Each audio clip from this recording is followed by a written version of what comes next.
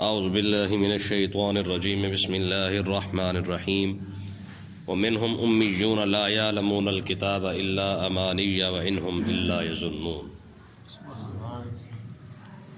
یہودیوں کی تین قسمیں ہیں، ایک علماء ہے، دوسرے وہ ہیں جو علماء کے ساتھ بیٹھا کرتے تھے، اور تیسرے وہ تھے جو بالکل چٹے یا ان پڑھ جاہل تھے۔ یہود کے علماء نے ان کو یہ سمجھایا ہوا تھا کہ بھائی بات یہ ہے کہ تم جو مرضی کرو، آج بھی یہودیوں کا یہی عقیدہ ہے کہ تم جو مرضی کرو، ہم نے جہنم کے اندر اول تو جانا نہیں ہے کیونکہ ہم نبی زادے ہیں، اور ان کا یہ بھی عقیدہ تھا کہ اگر اللہ تبارک و تعالیٰ نے ہمیں جہنم میں بھیجا بھی صحیح، تو ہمارے جو بزرگ ہیں، جو انبیاء ہیں، وہ آ کر اللہ تعالیٰ سے لڑ جھگڑ کر ہمیں چھین کر جنت میں بھیج دیں گے۔ اور ایک طبقہ تھا جو بالکل ہی نرا جاہل تھا، جنہوں نے یہ باتیں سنی ہوئی تھیں، یہ جنت میں جانے والی یہودی کہتے تھے کہ اول بات یہ ہے کہ ہم نے جہنم میں نہیں جانا، ہاں اگر گئے بھی صحیح تو کتنا عرصہ رہیں گے؟ تو وہ کہتے تھے کہ جتنا عرصہ ہمارے باپ دادا نے بچھڑے کی پوجا کی ہے، یعنی 40 دن، اتنا ہی عرصہ ہم نے جہنم میں جانا ہے، اس کے بعد پھر نکال کے ہمیں جنت میں بھیج دیا جائے گا۔ یہ آج بھی ان کا یہی عقیدہ ہے۔ تو اس کے متعلق یہ ساری بات ہو رہی ہے۔ تو یہودیوں کے ان عقیدے کو یہاں پہ بیان کیا گیا ہے کہ وَمِنْهُمْ أُمِّيُّونَ لَا يَعْلَمُونَ الْكِتَابَ، ان یہودیوں میں سے کچھ ان پڑھ ہیں جو لا یعلمون الکتاب، جو کتاب یعنی تورات کے بارے میں کچھ بھی نہیں جانتے، انہوں نے تورات کو کبھی پڑھا ہی نہیں ہے، کبھی دیکھا ہی نہیں ہے۔ الا امانی وانہم الا یظنون، ان کے پاس کچھ من گھڑت قصے ہیں، وانہم الا یظنون، یا کچھ خالی خیالی باتیں ہیں، اس کے علاوہ ان کے پاس کوئی چیز نہیں ہے۔ باقی رہا مسئلہ یہودیوں کے علماء کا، تو ان کا حال یہ ہے فویل للذین یکتبون الکتاب بایدیہم، تو خرابی ہے ان کے لیے، یہ یہودیوں کی بات ہو رہی ہے، جنہوں نے کتاب کو اپنی ہاتھوں سے لکھا، کتاب کو اپنے ہاتھوں سے لکھا۔ کیا مطلب کیا ہے؟ مطلب یہ ہے کہ یہودی علماء کے جو ان کے علماء تھے، ان کا جو نذرانے، جو خرچے، جو سارا کچھ آ رہا تھا نا، نذر و نیاز جو آ رہی تھی، وہ ان سے ان کے جو ہے وہ عیاشی ہو رہی تھی۔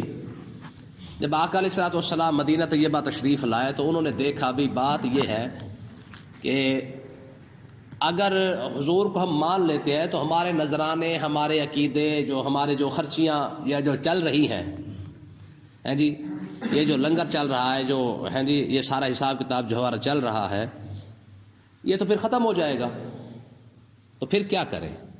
تو اپنے ان خرچوں کو، اپنے ان نذرانوں کو بچانے کی خاطر انہوں نے تورات کے اندر جو کچھ لکھا ہوا تھا اس کو بدل ڈالا۔ مثلا حضور کی شان یہ لکھی ہوئی تھی کہ حضور علیہ الصلوۃ والسلام درمیانے قد کے ہوں گے، ٹھیک ہے، انہوں نے لکھ دیا وہاں پہ کہ حضور لمبے قد کے ہوں گے۔ آقا علیہ الصلوۃ والسلام کے زلفوں کے مبارک کے اندر لکھا ہوا تھا کہ حضور کے زلفیں جو ہیں وہ گھنگریالی ہوں گی۔ انہوں نے کہا نہیں، وہ گھنگریالی نہیں ہوں گی، وہ ایسی ہوں گی کہ ان کے اندر کوئی جس طرح مطلب جن کو یوں سمجھ لیں کہ کنگھی وغیرہ بھی نہیں کیا جاتا، اجڑی ہوئی حالت کے اندر ہوں گی۔ تو جو حضور علیہ السلام کے اوصاف تھے انہوں نے ان کو اپنے ہاتھ سے لکھ کر بدل ڈالا۔ تو اللہ تبارک و تعالیٰ نے یہ ان کی طرف اشارہ کیا، ایک تو وہ جاہل لوگ جن کو یہودی علماء نے سکھا دیا تھا کہ بھائی ہم تو جنتی ہیں، جس طرح ہمارا طبقہ آج جو علماء نہیں، یہ جو خطیب حضرات ہیں، جو واعظ لوگ ہیں، ٹھیک ہے نا، یہ کیا کرتے ہیں؟ اب دیکھ لیں، یہ بھی یہی بات سناتے ہیں کہ بھائی تم محفل میلاد کرا لی تم نے، فلہذا تم جنتی ہو گئے، ٹھیک ہے، تم نے جناب اعلیٰ فلانا کام کر دیا تم جنتی ہو گیا، فلانا کام کر لو جنتی ہو گیا۔ ان کو بھی یہی چیزیں سکھائی گئی۔ انہوں نے کہا بھائی بات یہ ہے کہ تم جو مرضی کرو تم پھر بھی جنتی ہو، اول تو تم جنت میں جاتے نہیں، اور اگر جنت میں چلے گئے تو تم وہاں نے رہنا نہیں ہے۔ اور یہی بات آج کا خطیب کھڑا ہو کے جناب لوگوں کو محفل میلاد میں کہہ رہا تھا کہ جناب بات یہ ہے کہ آپ عاشقان رسول ہیں، آپ جو مرضی کریں، نماز نہ پڑھیں، روزہ نہ رکھیں، حج نہ کریں، زکاتیں نہ دیں، جی صدقہ خیرات نہ کریں، اسلام کی کوئی بات مانے نہ مانے، آپ کیونکہ محفل میلاد کرا رہے ہیں، نعرے لگا رہے ہیں سرکار کی آمد مرحبا کے، ٹھیک ہے، فلہذا آپ بھی جنتی، ٹھیک ہے۔ جو ذہن ان کا بنایا گیا آج ہماری وہی عوام کا ذہن اسی طریقے سے بنا دیا گیا. آج دیکھ لیں کہ کوئی بندہ اسلام کی طرف آنے کے لیے تیار نہیں ہے لیکن اپنے آپ کو جنتی ضرور کہتا ہے. کہتے جی ہم سرکار کے عاشق نہیں. بھی کیوں عاشق ہے بھائی تو؟ کہتے جی ہم روز سلام پڑھتے ہیں, ہم روز نعتیں پڑھتے ہیں, ہم روز کھڑے ہو کے اتنی بات درود پڑھتے ہیں. ٹھیک ہے, حالانکہ یاد رکھے سلام پڑھنا, درود پڑھنا, یہ سارا کچھ پڑھنا یہ مستحبات کے اندر شامل ہے, اور مستحب اس وقت تک قبول نہیں ہوتا جب تک فرائض شامل نہ ہو جائے. فرضوں کو چھوڑ کے قوم مستحبات کی طرف کھڑی ہوئی ہے. آپ دیکھ لیں کون سا فرض ہے جو قوم ادا کر رہی ہے, حالانکہ مستحبات سارے ادا ہو رہے ہیں. ہمارے 40واں 15واں 20واں فرض یہ سارا کچھ مستحب ہے. جلسہ جلوس محفل میلاد 11ویں 12ویں یہ سارا کچھ مستحب ہے, مستحبات کے اندر شامل ہے. لیکن باقاعدگی کے ساتھ جناب اللہ سوال ہی پیدا نہیں ہوتا قضا ہو جائے, اس پر اتنی سختی سے عمل ہو رہا ہے. اور جو فرائض ہیں اللہ تعالیٰ کے ان کی طرف دھیان ہی کوئی نہیں ہے. تو یہی چیز جو ان کو سکھائی گئی وہ انہی کو سکھا دی گئی. جس طرح وہ جاہل ان پڑھ تھے, ان کے علماء جو علماء تھے ان کے وہ انہیں اس طرف لگا دیا, اور آج کے ہمارے خطیبوں نے بھی قوم کو اس طرف لگا کے رکھا ہے. حالانکہ علماء حق جو ہے نا آج بھی ایسی باتیں نہیں کرتے. وہ کہتے ہیں نہیں بھائی یہ سارا کچھ مستحب ہے, اس کو چھوڑے آپ. آپ جانتے ہیں میں نا ایک محفل میں گیا, وہاں پہ صرف اسی بات پہ لڑائی ہوگی کہ ہاں جی محفل کے بعد سلام کیوں نہیں پڑھا. ایک بندہ گل پڑ گیا, انہوں نے کہا ہاں بھائی سلام کیوں نہیں. میں نے کہا یار بات سن, یہ اول تو پہلی بات یہ کہ محفل ہی مستحب ہے, اور محفل کے بعد سلام پڑھنا بھی مستحب ہے. اگر نہیں بھی پڑھا تو گناہ گار نہیں ہے. وجہ کیا ہے کہ ہم نے جب ان چیزوں کو اتنا زور دے دیا. علماء فرماتے ہیں مستحب کا عمل مطلب ہی یہی ہوتا ہے, کر لو تو اللہ تعالیٰ ثواب عطا فرما دے گا, نہیں کرو گے تو اللہ تعالیٰ اس کا گناہ نہیں لکھا جائے گا. ٹھیک ہے نا. لیکن کچھ چیزیں ہم نے اپنے اوپر ٹھوس لی ہے کہ نہیں جی ان کے بغیر تو گزارا ہی نہیں ہوتا ہے. بائیں طرف سے آپ تکبیر نہیں پڑھ سکتے, یہ بڑا اعتراض ہے. کیوں جی؟ حالانکہ بائیں طرف سے پڑھنے میں کوئی حرج نہیں ہے. سلام کے ساتھ نماز, اذان کے لیے اذان کے ساتھ سلام پڑھنا یہ کوئی فرض واجب نہیں ہے, مستحب عمل ہے. اگر نہ بھی پڑھا جائے تو اذان تو پھر بھی ہو جائے گی. ٹھیک ہے. تو کہنے کا مقصد یہ ہے کہ یہ چیزیں کرتے ہم ضرور ہیں, اہل سنت کی نشانیاں ضرور ہیں یہ, لیکن فرض نہیں ہے. ہاں اس سے اہل سنت کی پہچان ہے. ہم الصلوۃ والسلام علیہ یا رسول اللہ اذان سے پہلے اس لیے پڑھتے ہیں کہ لوگوں کو پتہ چلے بھئی یہ اہل سنت کی مسجد ہے بس. لیکن اس کا مطلب یہ نہیں کہ السلام اذان کا حصہ نہیں ہوتا ہے. تو ایسی کافی ساری چیزیں ہیں. بہرحال تو اللہ تبارک و تعالیٰ نے ارشاد فرمایا فوائل للذین یکتبون الکتاب بایدیہم, ان کے لیے خرابی ہے جنہوں نے کتاب کو اپنے ہاتھ سے لکھا ہے. ٹھیک ہے. ثم یقولون ھذا من عند اللہ, پھر کہتے ہیں یہ اللہ کی طرف سے ہے. آج قوم کو یہی حال ہمارے خطیبوں نے کیا ہے. ٹھیک ہے. وہ اپنی طرف سے بنا کے ٹھوک کے کہتے جی عاشقان رسول سارے جنتی. کہاں لکھا ہوا ہے بھائی؟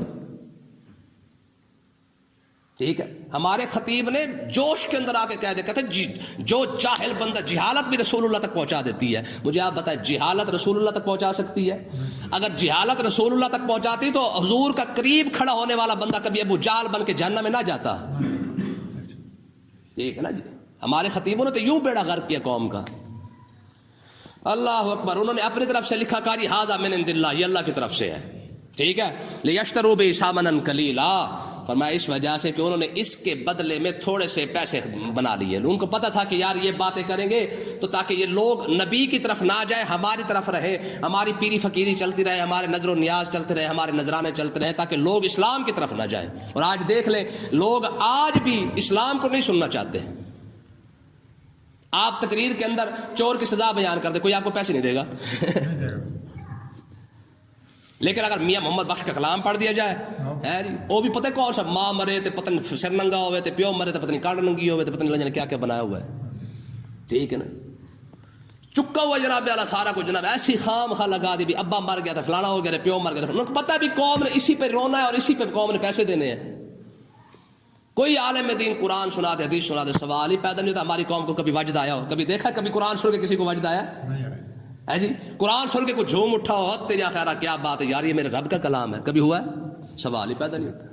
ہاں آپ ایک بار پڑھ کے دیکھیں, ماں مرے تے سر ننگا ہوئے, اللہ جانے پتہ نہیں کیا مصیبت بنی ہوئی ہے, ماں مرے تے سر ننگا ہوئے. اللہ اکبر. آگے دیکھیں جی, اللہ نے فرمایا فوائل اللہ مما کتبت ایدیہم, فرمایا خرابی ہے ان کے لیے, ان کے ہاتھوں کے لکھے ہوئے سے، وویل اللہ مما یکسبون، اور خرابی ہے، ہلاکت ہے اس کمائی کے لیے جس کی خاطر انہوں نے یہ سارا کچھ کیا ہے. یعنی ان لکھنے والوں کے لیے بھی ہلاکت ہے اور اس کمائی پر بھی ہلاکت ہے. اور تم نے اتنا پیسہ کما کے بتا کیا کیا ہے؟ آج 80,000 پہ ایک نعت خان کی فیس ہے، 20,000 پہ دوسرے نعت خان کی فیس، 50,000 دوسرے نعت خان. ہم کہتے ہو یار خدا کا خوف کرو، نعت خان کو تو پیسے دینا جائز ہی کوئی نہیں ہے، نقیب کو پیسے دینا جائز ہی کوئی نہیں ہے. یہ مکا کر کے وجہ کیا ہے؟ علماء نے لکھا ہے کہ نعت خانی کے بغیر محفل ہو سکتی ہے، اس کے نقیب کے بغیر. نقیب تو یہ 15-20 سال سے پہلے نکلے، یہ کیڑے مکوڑے کی طرح نکلا ہے، وگرنہ آج سے 20 سال پیچھے چلے جائیں نقیب کیا ہوتا ہے؟ نقیب کا تو پتہ ہی کوئی نہیں تھا کسی کو. تنور چ بولتا، انگور چ بولتا، کھجور چ بولتا، پتہ نہیں کی تو بولتا. یہ کچھ عوام کو سنایا جا رہا ہے. ٹھیک ہے، تو آگے دیکھیں جی، وقالوا لن تمسنا النار الا ایاما معدودہ. ٹھیک ہے جی، اور یہودی کہنے لگے ہمیں تو آگ نہیں چھوئے گی مگر سوائے چند دن کے لیے، ہے گنتی کے چند دن ہے، ہمیں تو آگ کچھ نہیں کہے گی. کیوں؟ کیونکہ جی ہم تو نبی زادے ہیں، اور ہے بھی صحیح، اس میں کوئی شک والی بات بھی نہیں ہے. ٹھیک ہے، واقعی نبی زادے ہیں، لیکن اس کا مطلب یہ نہیں کہ نبی زادہ ہونے سے کوئی بخشا تھوڑی جائے گا. اگر نبی زادہ ہونے سے کوئی بخشا جاتا تو نوح علیہ الصلوۃ والسلام کا شہزادہ بخشا جاتا، صاحبزادہ بخشا جاتا، لیکن نہیں بخشا گیا. ٹھیک ہے، اللہ نے فرمایا انہ لیس من اہلک، فرمایا آپ یہ آپ کا بیٹا ہی کوئی نہیں ہے، آپ کے گھر والوں میں سے نہیں ہے. ٹھیک ہے، کیوں؟ انہ عمل غیر صالح، اگر یہ آپ کا شہزادہ ہوتا تو آپ جیسے عمل نہ کرتا. بات سمجھیے کہ نہیں آئی ہے؟ ہاں، فرمایا قل اتخذتم من اللہ عہدا، میں یہ یہودیو تم جو یہ بات کر رہے ہو جی ہمیں تو کچھ بھی نہیں ہوگا، ہم نے جہنم میں نہیں جانا، میں کیا تم نے رب سے یہ وعدہ لے رکھا ہے؟ کیا تم نے رب سے یہ وعدہ لے رکھا ہے کہ تم واقعی چند دن کے لیے جاؤ گے؟ فلن یخلف اللہ عہدہ، اگر واقعی ایسی بات ہے تو پھر رب اپنے وعدے کی مخالفت نہیں کرتا. ام تقولون علی اللہ ما لا تعلمون، یا پھر ایسا تو نہیں کہ تم جہالت کی وجہ سے ایسی باتیں کر رہے ہو اللہ تعالیٰ پر. کیا رب نے یہ وعدہ کیا ہے تمہارے ساتھ کہ واقعی تم چند دن کے لیے جنت میں جاؤ گے؟ ایسا کوئی وعدہ نہیں کیا. کسی پوری تورات کھول کے دیکھ لو، کہیں پر یہ ایسا وعدہ اللہ تعالیٰ نے نہیں کیا کہ جناب اعلیٰ یہ سارے کے سارے یہودی چند دن کے لیے جنت میں جائیں گے باقی پھر جنت میں چلے جائیں گے. فرمایا نا، اگر کہیں وعدہ ہے تو بتاؤ جا رب نے تمہارے ساتھ یہ وعدہ کیا ہو. آگے دیکھیں جی، بلا من کسب سیئۃ واحاطت بہ خطیئتہ، فرمایا ہاں کیوں نہیں، جس نے جو گناہ کمایا اور اس کے گناہ نے اس کا گھیرا بھی کر لیا، فاولئک اصحاب النار، وہی پکا ٹھکا جہنمی ہے، ہم فیہا خالدون، ہمیشہ اسی کے اندر رہے گا. یہ گناہ سے مراد کفر ہے، یعنی جس شخص نے ایسا کفر کیا کہ ہدایت کی راستے ہی بند کر دیے، کفر پر ہی مر گیا. ٹھیک ہے، فرمایا اب یہ بندہ ہمیشہ ہمیشہ کے لیے جہنم میں رہے گا. والذین آمنوا، رہا مسئلہ صاحب ایمان کا، چاہے وہ یہودیوں کے اندر ہوں، عیسائیوں کے اندر ہوں، ستارہ پرستوں کے اندر ہوں. فرمایا جو بندہ بھی ایمان لائے، وعملوا الصالحات، جہاں ایمان کی بات آئے گی ساتھ عمل کی بات بھی ساتھ آ رہی ہے. فرمایا والذین آمنوا، جو لوگ ایمان لائے، وعملوا الصالحات، انہوں نے اچھے عمل کیے، اولئک اصحاب الجنہ ہم فیہا خالدون. فرمایا یہی لوگ جنتی بھی ہیں اور ہمیشہ ہمیشہ کے لیے جنت میں یہی لوگ رہیں گے. اچھا ایک مسئلے کو سمجھیں ذرا. یہودی کہتے ہیں کہ جی ہم نے جہنم میں تھوڑے دنوں کے لیے جانا ہے، ہم بھی یہی کہتے ہیں کہ جہنم میں مسلمان کبھی بھی ہمیشہ کے لیے نہیں رہے گا. وہ بھی ان کا، حالانکہ وہ بھی یہ کہتے ہیں کہ ہم نے تھوڑے دنوں کے لیے جنت میں جانا ہے پھر ہم نے جنت میں چلے جانا ہے. ہم بھی تو یہی کہتے ہیں کہ مسلمان پھر بھی جائے گا بھی صحیح نا، لتر پولے اس کو پڑھیں گے تو وہ بھی تھوڑی دیر کے لیے پڑھیں گے، تھوڑی مدت کے لیے پڑھیں گے، ہمیشہ ہمیشہ کے لیے مسلمان جہنم میں نہیں رہے گا. ہاں مسلمان کا جو ہمیشگی کا جو ٹھکانہ ہے وہ جنت ہے، ہمیشگی کا جو ٹھکانہ ہے وہ جنت ہے. یہی عقیدہ تو یہودیوں کا ہے. یہودی بھی تو یہی کہہ رہے ہیں ہم نے تھوڑے دن جہنم میں جانا ہے پھر جنت میں چلے جانا ہے. ہم بھی یہی کہتے ہیں بھی تھوڑے دن کے لیے مسلمان جنت میں جائے گا پھر اس کے بعد جنت میں چلے جائے گا. وہ غلط کیسے اور ہم ٹھیک کیسے؟ سوال بنتا ہے نا، وہ غلط کیسے اور ہم ٹھیک کیسے؟ حالانکہ یہ عقیدہ بالکل برحق ہے، اس میں کسی قسم کا کوئی مسئلہ نہیں ہے. یہ باقی سچا عقیدہ ہے کہ مسلمان صرف تھوڑی دیر کے لیے جنت میں جائے گا، اس کے بعد جنت میں چلا جائے گا. یہودی بھی یہی کہہ رہے ہیں. جواب سنیں، بات یہ ہے کہ یہودیوں کا یہ عقیدہ تب ٹھیک ہوتا جب وہ تمام نبیوں کو مانتے اور نبی آخر الزمان پر ایمان لے کے آتے. جب وہ ایمان لے کے آتے. اور ہمارا عقیدہ کیوں ٹھیک ہے؟ ہمارا عقیدہ اس لیے ٹھیک ہے کہ ہم اس لیے وَتُؤْمِنُونَ بِالْكِتَابِ كُلِّهِ، اللہ نے فرمایا وجہ یہ ہے کہ یہ اہل ایمان کی نشانی ہے. جس طرح اہل ایمان اپنے نبی کو مانتے ہیں، اسی طرح اہل ایمان اللہ کے سارے نبیوں کو مانتے ہیں. سمجھ آئی کہ نہیں ہے؟ ہاں. یہودیوں نے عیسیٰ علیہ السلام کا انکار کر دیا، عیسائیوں نے موسیٰ علیہ السلام کا انکار کر دیا، اور ان دونوں نے مل کے ہمارے نبی کا انکار کر دیا. تو اللہ تبارک و تعالیٰ نے فرمایا کہ اس کا مطلب یہ ہے کہ دائمی جنت جس کو ملے گی وہ صرف اور صرف اسی کو ملے گی جو تمام انبیاء کو ماننے والا ہو. اور ہمارا عقیدہ، ہمارا ایمان ہے کہ کسی بھی نبی کا انکار سے بندہ کافر ہو جاتا ہے. کسی بھی نبی کی شان میں گستاخی کرنے والا بندہ کافر ہے. ٹھیک ہے نا؟ چاہے وہ عیسیٰ علیہ السلام ہو، حالانکہ ہمارے نبی تو نہیں نا، عیسیٰ علیہ السلام ہمارے نبی تو نہیں ہے، لیکن اس کے باوجود بھی ہم کہتے ہیں جی عیسیٰ علیہ السلام بھی ہمارے نبی ہیں. ہم ان کو ویسے ہی اللہ کا نبی مانتے ہیں جیسے ہم اپنے نبی کو نبی مانتے ہیں. وصف نبوت کے اندر تو سارے برابر ہیں. ٹھیک ہے نا؟ اب مسئلہ سمجھ آ گیا کھول کے کہ انہوں نے نبیوں کا انکار کیا اس لیے ان کا عقیدہ غلط ہو گیا، یہ جہنم میں تھوڑی دیر کے لیے جانے والا.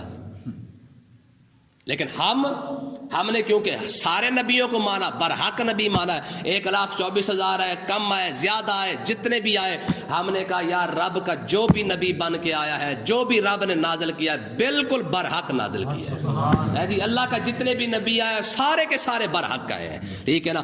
ہمارا اس عقیدے پر ایمان رکھنا کہ تمام نبی برحق ہیں اور رب کی طرف سے نبی ہی بن کے آئے ہیں، یہی وجہ ہے کہ ہم جب یہ بات کرتے ہیں، اس پر ایمان رکھتے ہیں، تو اس وجہ سے اللہ تعالی ہمیں دائمی جنت عطا فرمائے گا، اور وہ اس انکار کی وجہ سے وہ دائمی جہنم کے اندر چلے جائیں گے.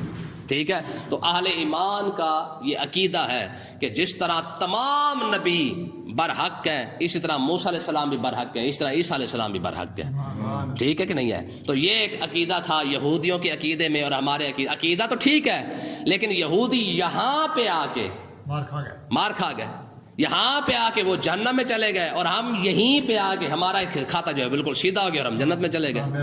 سمجھے؟ کامیابی اسی کے اندر ہے. تو اس کا مطلب یہ ہے کہ اللہ تبارک و تعالیٰ کے جتنے بھی نبی آئے ہیں سب پر ایمان رکھنا یہ کامل مومن کی نشانی ہے، یہ کامل مومن کی نشانی ہے. اب دیکھیں نا، ایک مزیداری والی بات ہے، عیسیٰ علیہ السلام یا موسیٰ علیہ السلام دونوں اللہ کے نبی ہیں، اور دونوں نبی بھی ایسے ہیں، دونوں کو کتاب اللہ تعالیٰ نے عطا فرمائی ہے، تورات بھی اور انجیل بھی.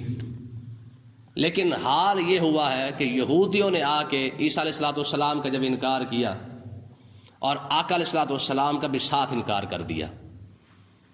ایک گستاخی انسان کو کہاں تک لے کے جاتی ہے. ٹھیک ہے؟ پہلے عیسیٰ علیہ السلام کا انکار کیا کیونکہ پہلے جو وہی آئے ہیں، پھر اس کے بعد آقا علیہ السلام کا انکار کر دیا. اس انکار کی جو نحوست ہے انسان کو کہاں تک لے کے جاتی ہے. اور امام احمد رضا خان سے ایک مسئلہ پوچھا گیا، وہ یہ تھا کہ انہوں نے کہا جناب اگر کوئی شخص، حضور سیدنا غوث اعظم رضی اللہ تعالیٰ عنہ کا ایک فرمان ہے کہ حاضی قدمی علی رکبۃ کل ولی اللہ، کہ میرا قدم جو ہے وہ تمام ولیوں کی گردن پر ہے، اگر کوئی شخص اس فرمان کو نہیں مانتا تو کیا وہ کافر ہے؟ امام احمد رضا خان نے فرمایا نہیں، کیونکہ ولی ہے، اور ولی کے انکار سے بندہ کافر نہیں ہوتا. لیکن اگلی بات بھی ساتھ ارشاد فرما دی، فرمایا ولی کے انکار سے بندہ کافر نہیں ہوتا، اس میں کوئی شک نہیں ہے، لیکن اس نحوست کی وجہ سے ان قریب ہو سکتا ہے وہ بڑے سے بڑے کفر کے اندر مبتلا ہو جائے. مسئلہ سمجھ آیا کہ نہیں آیا؟ ولی کے انکار سے بندہ کافر نہیں ہوتا، لیکن یہ نحوست پڑ جائے، کیونکہ حدیث پاک ہے جب اللہ تبارک و تعالیٰ کسی کو گمراہ کرتا ہے نا تو رب ایسے ڈائریکٹ گمراہ نہیں کرتا، بلکہ اپنے نیک بندے کا بغض اس کے دل کے اندر ڈال دیتا ہے. نیک بندے کا بغض اس کے دل میں ڈال دیتا ہے. وہ جب اس نیک بندے سے نفرت کرنے لگ جاتا ہے، اس نحوست کی وجہ سے اللہ تبارک و تعالیٰ جو ہے وہ اس کو کفر کی طرف لے جاتا ہے. اور جس بندے سے محبت کرنا چاہے، جس بندے سے پیار کرنا چاہے، اس کے دل کے اندر اپنے نیک بندے کی محبت ڈال دیتا ہے. وہ اپنے نیک بندے سے محبت کر رہا ہوتا ہے، رب اس سے محبت کر رہا ہوتا ہے. ٹھیک ہے نا جی؟ تو اس کا مطلب یہ ہے کہ محبت اور نفرت کا معیار اللہ تبارک و تعالیٰ نے ہمیں عطا فرما دیا ہے. اگر کسی نیک بندے کا نفرت ہمارے دل کے اندر ہے تو پھر ہمیں سوچ لینا چاہیے کہ ہم کہاں جا رہے ہیں. اور اگر کسی نیک بندے کی محبت ہمارے دل میں ہے تو پھر یہ بھی مبارکباد والی بات ہے کہ چلو کم سے کم اور کچھ نہیں، کسی نیک بندے کی محبت جب ہمارے دل میں آ جائے تو سمجھ لو کہ رب ہمیں کسی نہ کسی لحاظ سے قبول ضرور کر رہا ہے. دیکھیں نا حضرت ابراہیم ابن ادم رضی اللہ تعالیٰ عنہ، کتنا مشہور واقعہ ہے ان کا کہ وہ خواب میں انہوں نے دیکھا کہ دو فرشتے آئے، انہوں نے کہا بھی ہاں بھائی کیا کر رہا ہے؟ انہوں نے کہا جی کچھ بھی نہیں کر رہا۔ ایک فرشتہ دوسرے سے کہہ رہا ہے میں نے لسٹ بنائی ہوئی ہے جو اللہ کے ولی ہے، جو اللہ کے نیک بندے نا ان کی لسٹ بنائی ہوئی ہے۔ ابراہیم ابن ادم کہتے ہیں یار میرا نام بھی ہے؟ کہتے ہیں نہیں تیرا نام نہیں ہے۔ تو کہتے ہیں جب میں نے ان کو کہا خواب کے اندر فرشتوں کو کہا، میں نے کہا یار اس طرح کرو میرا نام نا ان سے محبت کرنے والوں میں ڈال دو۔ چلو میں ولی نہیں بن سکتا نا، ٹھیک ہے، نیک میں تو نہیں آ سکتا، لیکن اتنا تو کر سکتے ہو یار میرا نام ان محبت کرنے والوں کی لسٹ میں ڈال دو۔ کہتے ہیں جی چلے ٹھیک ہے ڈال دیتے ہیں۔ انہوں نے ڈال دیا۔ جب ڈال دیا تو کہتے ہیں پھر دوبارہ پھر جو ہے چلے گئے واپس، پھر آئے خواب میں دیکھا، کہتے ہیں کہ جتنے نیک بندوں کی جو لسٹ بنی تھی سب سے اوپر ابراہیم ابن ادم کا نام لکھا ہوا تھا، ساری لسٹ کے اوپر، ٹھیک ہے۔ تو حضرت ابراہیم ابن ادم نے پوچھا، کہا جناب یہ ماجرا کیسے ہو گیا؟ میں نے تو محبین کے اندر اپنا نام لکھوایا تھا، محبت کرنے والوں میں اپنا نام لکھوایا تھا، اور میرا نام جو ہے وہ کیا کہتے ہیں ٹاپ آف دا لسٹ آ گیا ہے جی، پورا جناب میرا اوپر سب سے بڑا نام میرا لکھ دیا گیا ہے۔ تو فرمایا ہاں بات وہی ہے کہ جب تو نے اپنا نام محبین میں لکھوایا نا، محبت کرنے والوں میں، تو اللہ تعالیٰ نے فرمایا یار میرا بندہ میرے ہی بندوں سے محبت کرتا ہے اور میری وجہ سے محبت کر رہا ہے کہ رب کے نیک بندے ہیں، ہمارا رب کو یہ ادا بڑی پسند ہے۔ رب نے فرمایا فرشتوں اس کا نام سب سے اوپر لکھو، اس کا نام سب سے اوپر لکھو۔ تو اس کا مطلب یہ ہے کہ اگر نیک بننے کی خواہش ہو نا تو یہ نسخہ کیمیا ہے، کسی نیک بندے سے محبت کرو، رب خود بخود جو ہے ان بندے سے محبت بھی کرنا شروع کر دیتا ہے اور اس کا نام اولیاء میں شامل بھی کر دیتا ہے۔ اللہ تعالیٰ سمجھنے کی توفیق عطا فرمائے۔